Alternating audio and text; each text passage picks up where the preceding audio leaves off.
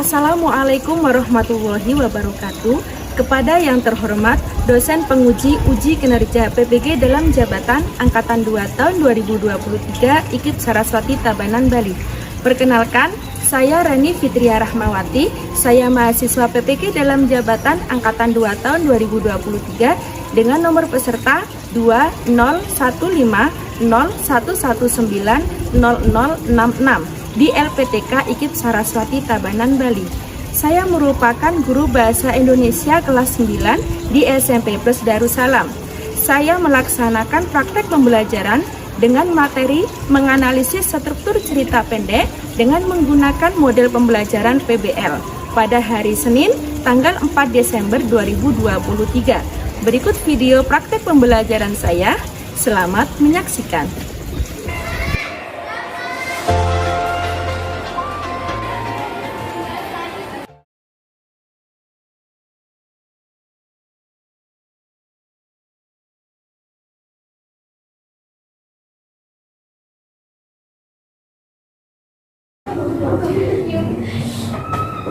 Assalamualaikum. Waalaikumsalam.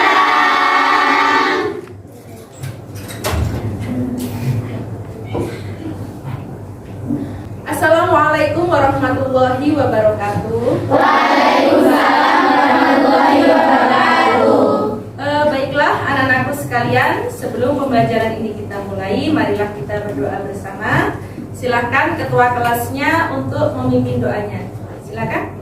Marilah kita berdoa bersama-sama. Bismillahirrahmanirrahim. Baik anak-anakku sekalian, bagaimana kabarnya hari ini? Baik. Hari ini ada yang tidak hadir? Ada. Ya silakan. Sekretarisnya melaporkan hari ini siapa yang tidak hadir. Yang tidak hadir Aida Fitria pulang sama Nur Maulida Aisyah Safira. Berarti ada 2 anak yang tidak hadir hari ini ya? Ya. Nah, kenapa kau tidak hadir? Sakit ya. Kita doakan semoga yang hari ini sakit, semoga diberikan kesembuhan. Anak sekalian, sebelum pembelajaran ini kita mulai, silahkan disiapkan dulu buku-bukunya, alat tulisnya.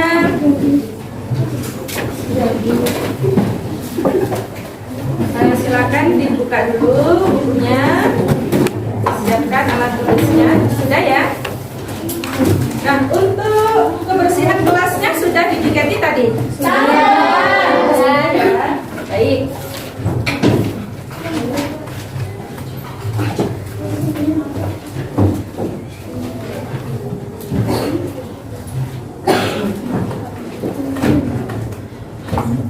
Anak-anak sudah siap untuk mengikuti pembelajaran hari ini? Sudah. Baik, anak-anak, kemarin kita sudah mempelajari tentang apa? Puisi. Ada yang tahu puisi itu apa? Silakan angkat tangan. Puisi. Oh iya, coba Lala. Puisi itu apa, Lala? Puisi itu kalimat, ya kan? Oh iya, Lala lupa. Iya, enggak apa-apa. Coba, Siva. Apa Siva? Puisi itu apa? Puisi itu teks sastra Indonesia. Ya. Yang berisi beberapa ciri-ciri yang tertentu. Iya, jadi puisi itu adalah sebuah karya sastra yang di dalamnya memuat sebuah remaja, ciri-ciri perasaan kita ya, unsur-unsur tertentu. Nah, baik, mungkin anak-anak dari pembelajaran yang sudah kita pelajari kemarin, sekarang kita coba akan mempelajari sebuah cerpen. Kenapa kita harus membaca cerpen? Kita punya wawasan, kita punya Angkat tangan. Ya, coba Wulan. agar kita punya wawasan lebih lagi, terus kita juga bisa mengetahui ciri-ciri teks. Kok cerita pendek itu kayak gimana sih? Iya, bagus sekali. Tepuk tangan untuk anak-anak. Di sini kita mengapa harus membaca ada sebuah cerpen. Karena dari cerpen itu sendiri kita bisa memetik sebuah pesan moral, ya. Kita bisa memetik sebuah pesan moral yang bisa kita terapkan dalam kehidupan kita sehari-hari. Kita bisa memetik dari pengalaman orang lain yang bisa kita gunakan suri tauladan untuk kehidupan kita sehari-hari. Nah, kalian mempelajari materi ini, kalian mampu menemukan struktur penceritaan teks cerpen yang meliputi orientasi, komplikasi, resolusi, dan koda dari kegiatan menyimak tayangan video dengan sistematis. Kemudian yang kedua, kalian diharapkan mampu menganalisis struktur penceritaan teks cerpen yang meliputi orientasi, komplikasi, resolusi, dan kode dengan tepat. Itu tujuan kita, tujuan pembelajaran kita hari ini. Selanjutnya, kita akan masuk dalam materi pembelajaran.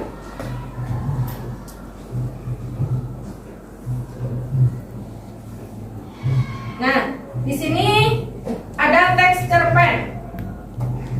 Cerpen atau cerita pendek yaitu sebuah jenis karya sastra yang menggambarkan cerita atau kisah alur hidup manusia dalam bentuk tulisan yang ringkas dan jelas.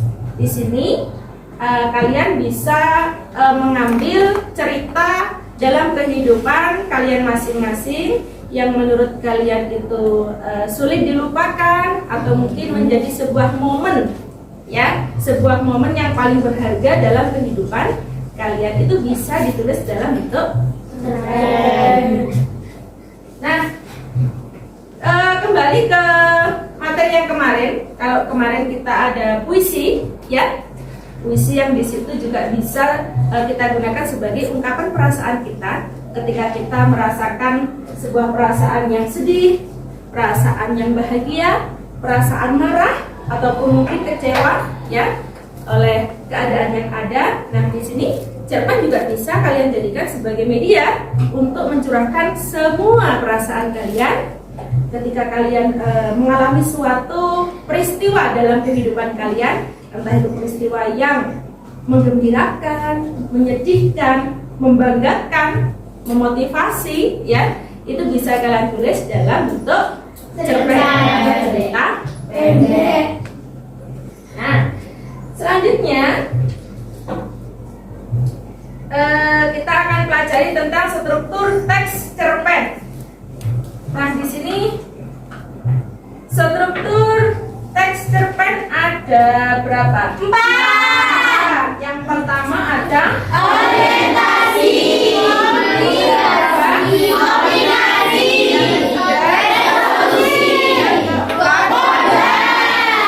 baik. Sekarang kita akan pelajari apa itu orientasi, apa itu resolusi, apa itu komplikasi, ya. Nah, di sini aku akan buatkan sebuah bagan, ya.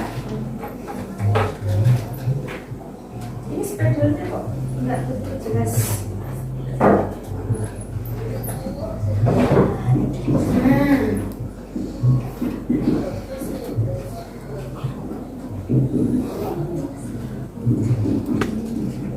Nah, yang pertama di sini ada orientasi. Yang kedua ada komplikasi.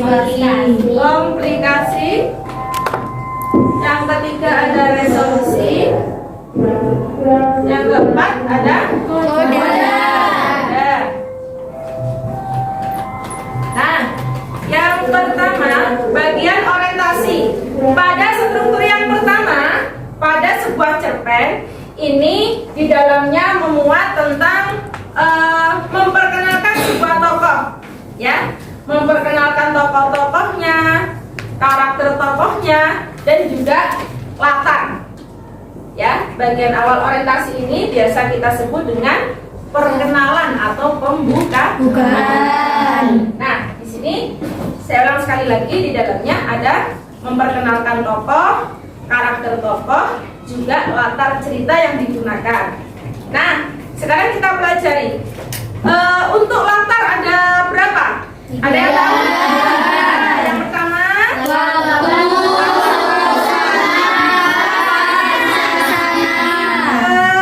kemudian untuk karakter tokoh, di sini karakter tokoh itu juga ada 3. Yang pertama ada pinter.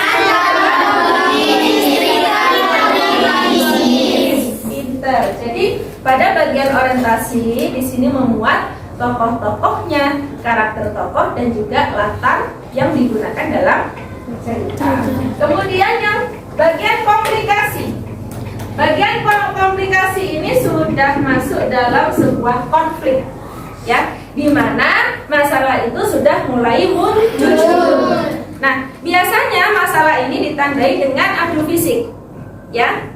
Kalau misalnya pada cerita fabel itu biasanya ditandai dengan fisik, mungkin adu jotos, ya. Kalau hewan itu biasanya apa itu namanya berkelahi, ya. Tapi kalau untuk cerita pendek yang biasanya berhubungan dengan kehidupan manusia, ya, itu di sini konfliknya adalah adu mulut. Ya. Biasanya apa? Bertengkar, Cekcok. ya. Nah, seperti itu.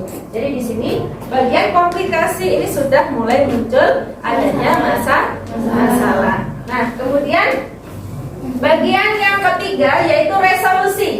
Resolusi ini adalah bagian yang dimana di situ sudah ditemukannya solusi atau jalan keluarnya.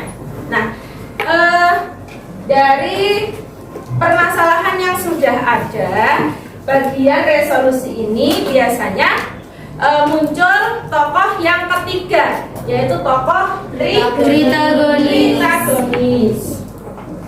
Tritagonis itu berarti sebagai tokoh penengah, ya, penengah bagi kedua tokoh yang saling beradu fisik tadi, beradu mulut tadi, ya, atau kedua tokoh yang sedang mengalami konflik. Jadi di sini tritagonis ini, tokoh yang ketiga ini muncul pada bagian resolusi. Maksudnya apa? Tokoh tritagonis ini sebagai pemberi solusi atau sebagai penengah.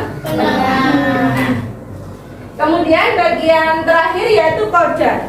Koda itu bagian penutup dari akhir cerita. Biasanya pada bagian koda ini terdapat kesimpulan cerita. Apakah cerita itu berakhir dengan kebahagiaan atau biasa kita sebut dengan Happy ending?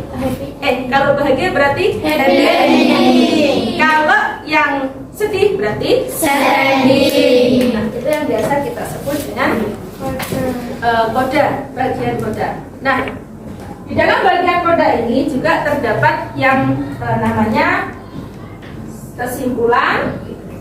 Kemudian terdapat sebuah amanah. Amanah itu biasa kita sebut dengan pesan. Jadi di dalam bagian koda ini biasanya terkandung sebuah pesan moral yang bisa kita ambil hikmahnya dan bisa kita terapkan dalam kehidupan kita sehari-hari. Jadi di sini satu guru cerpen ada berapa anak-anak? 4. Coba sebutkan yang pertama. Orientasi.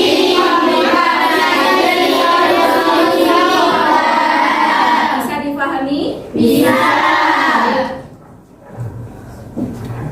Nah, selanjutnya mungkin sebelum Bu Reni lanjutkan, ada yang mau bertanya anak-anak tentang materi yang sudah saya jelaskan? Mungkin ada yang belum dipahami? Sudah paham semua ya? Baik. Selanjutnya Ibu akan tayangkan sebuah video cerpen. Coba anak-anak nanti usahakan jangan ada yang gaduh, ya, jangan ada yang rame. Usahakan semuanya fokus pada video, ya. Kemudian silakan diamati dengan sungguh-sungguh, ya, jangan ada yang rame. Ibu putarkan dulu ya.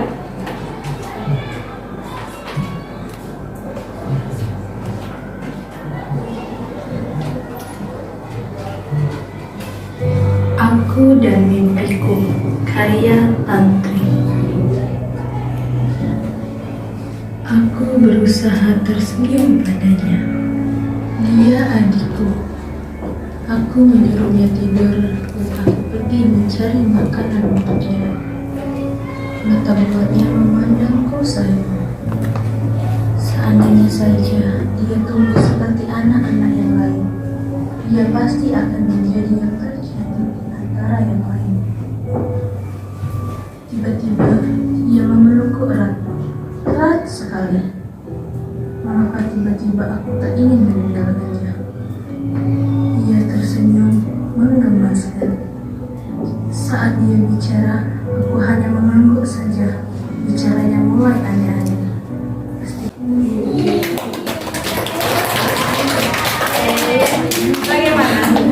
Bagaimana perasaan kalian? Sedih, ada yang gemes ya. Jadi seperti itulah. Ada, kira-kira ada nggak cerita yang seperti ini di dunia nyata? Ada. Ya. Karena cerita pendek ini diangkat dari salah satu kisah nyata. Ya. Jadi kalau menurut kalian, apa yang bisa kalian tangkap dari penayangan video yang sudah kalian lihat tadi? Selalu bersyukur. Apa mungkin pesan moralnya apa? Selalu bersyukur. Selalu bersyukur. Bisa respect sama sekitar. Gimana? Respect sama sekitar. Respect sama sekitar, peduli terhadap Lingkungan. ya. Mungkin apalagi yang bisa kita ambil hikmahnya? Jangan pernah menyerah. Nggak boleh. Jangan mudah menyerah. Bagus. Nah, kira-kira dari cerita yang sudah kalian tonton tadi, selain perasaan sedih, mungkin perasaan apa lagi yang kalian rasakan? Bahagia. Bahagia. Saya boleh tahu alasan kenapa kalian merasa bahagia? Karena itu cuma mimpinya. Karena itu cuma mimpi saja, tidak menjadi kenyataan. Saya boleh tahu alasannya kenapa kalian merasa sedih?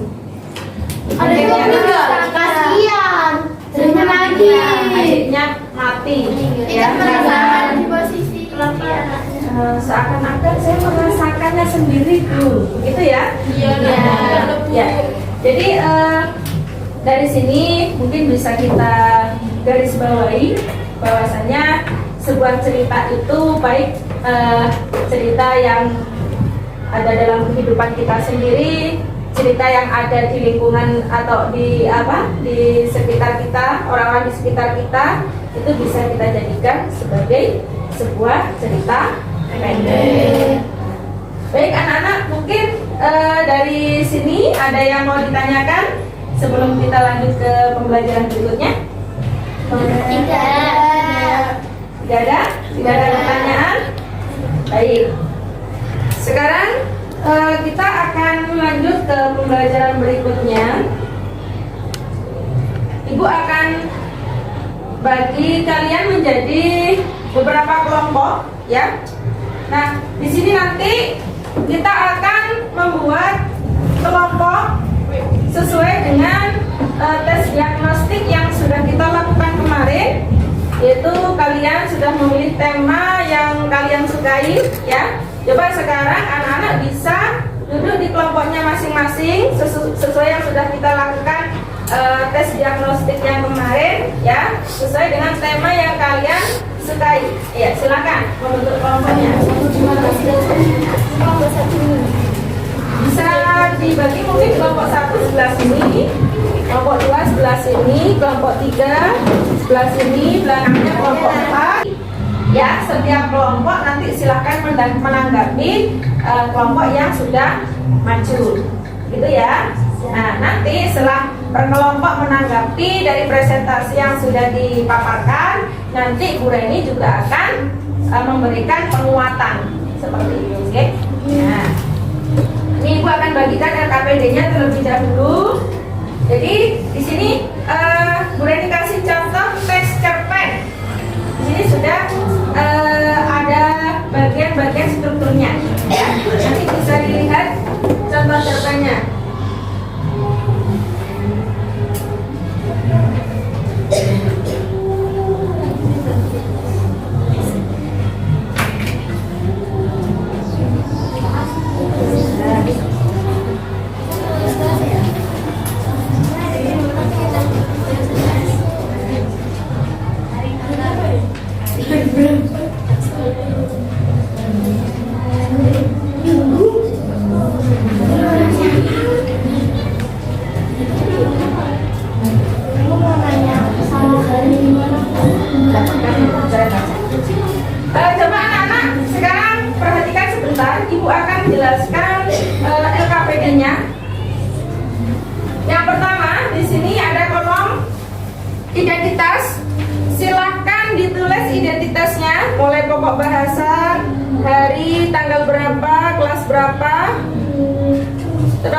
kelompoknya sama nama anggotanya ya.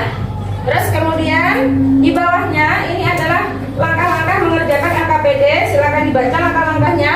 Di sini setiap kelompok ada link yang berbeda ya, ada link yang berbeda. Silakan nanti ditaruhkan di YouTube ya untuk linknya. Kemudian di situ nanti kalau sudah kalian tonton videonya, kalian bisa analisis strukturnya, kemudian kalian isi pada kolom LKPD yang sudah disediakan di sini. Ya, mungkin dari penjelasan Bu Reni tentang LKPD tadi ada yang mau bertanya? Linknya yang warna biru. Linknya yang berwarna biru.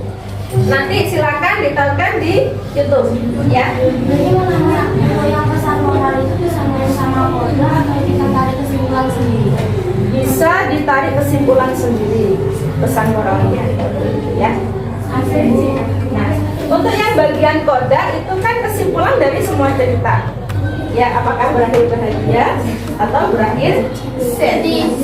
Nah, mungkin ada yang bertanya lagi sebelum kita mulai diskusinya? Itu cerpennya sesuai tema. Cerpennya sesuai temanya masing-masing. Ya. Tadi kan sudah ada link YouTube-nya. Nah, silakan nanti ditonton. Mungkin ada pertanyaan lagi? Sudah cukup? Bu, ini nama anggotanya pakai panggilan atau nama panjang? Nama panjang. Ya. Ada lagi pertanyaan? Kalau tidak ada, silakan anak-anak bisa mulai mengerjakan LKPD-nya. Silakan berdiskusi dengan kelompoknya masing-masing.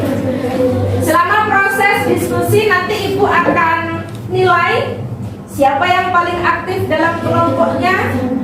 Ya, nanti akan Ibu kasih nilai yang banyak. Kalau yang tidak aktif berarti nilainya sedikit. Ya, baik, silakan dimulai diskusinya.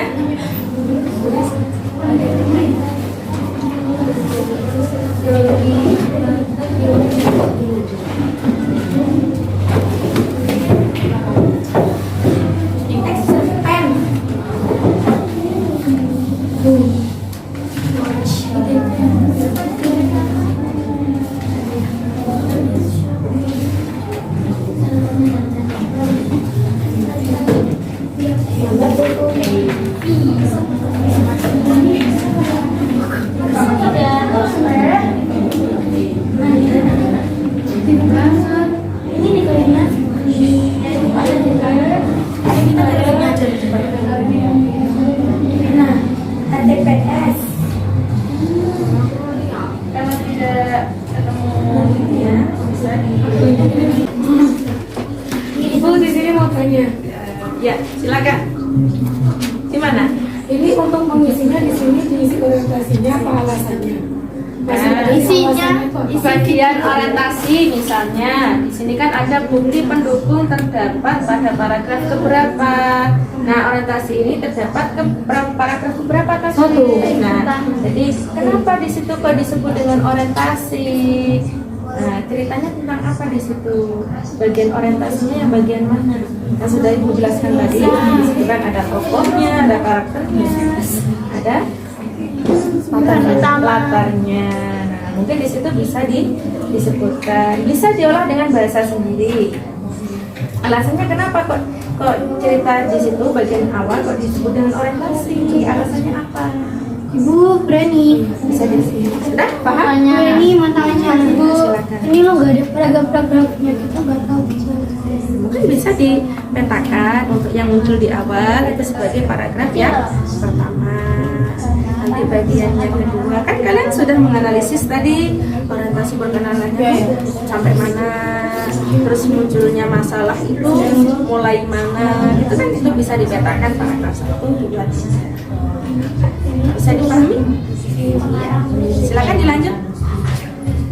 Ya, biar nggak terjadi pendirian, silahkan maju perwakilan per kelompoknya. Kita adakan bom timpa. Siapa yang presentasi duluan kita adakan bom timpa. Ya, silakan. Bom timpa layung gambreng. Gambreng. Kelompok apa nih? 5, 2, Ya, kelompok 2 maju pertama.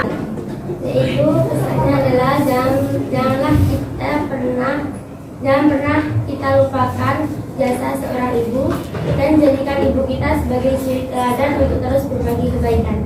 Ya. Sudah, terima kasih. Kasih aplaus untuk kelompok.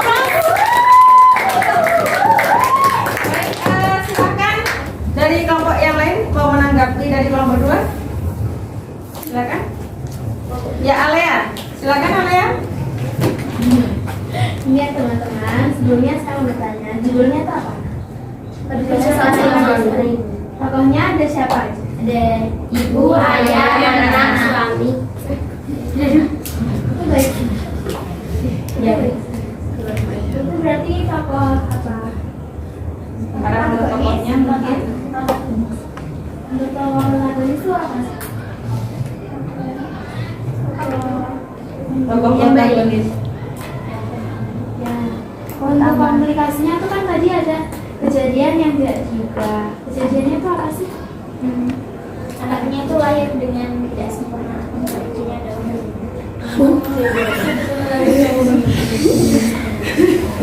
kasih. Ya, tepuk tangan. Sudah menanggapi dari kelompok 2. Sekali lagi berikan tepuk tangan untuk kelompok. Ibu akan memberi sedikit penguatan dari presentasi kelompok 2. Jadi di bagian komplikasi ya, karena di situ tadi tidak disebutkan secara spesifik masalahnya apa ya, karena ada masalah yang tidak terduga. Jadi alangkah baiknya kalau kalian menganalisis suatu struktur ya, struktur cerita tentunya, nanti silahkan dimunculkan bagian yang lebih spesifik, dijelaskan lebih rinci.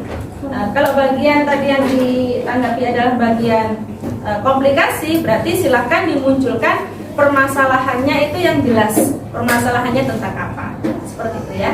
Jadi jangan secara umum, dijelaskan lebih rinci. Nah, seperti itu penguatan dari saya. Terima kasih untuk kelompok 2, saya apresiasi. Ibu punya snack ya. Ibu apresiasi karena penampilan kalian luar biasa. Berikutnya, Ibu akan berikan lembar soal ya. Di sini soal uji kompetensi. Jadi Ibu akan mengukur kemampuan kalian sejauh mana kalian memahami materi yang sudah saya jelaskan mulai dari awal sampai saat ini ya. Silakan nanti dikerjakan untuk soal uji kompetensinya. Ibu bagikan dulu soalnya.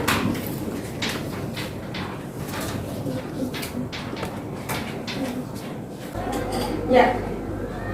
Sudah selesai anak-anak? Sudah selesai belum? Oke, baik. Kalau sudah selesai, silakan soalnya dikumpulkan. Kemudian untuk LKPD-nya juga dikumpulkan.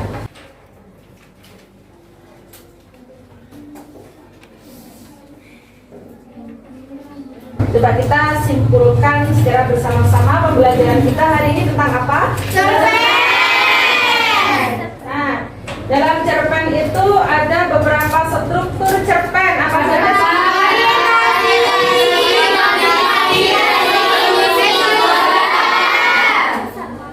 Pesan moral. Jadi struktur cerpen itu ada Strukturnya apa saja?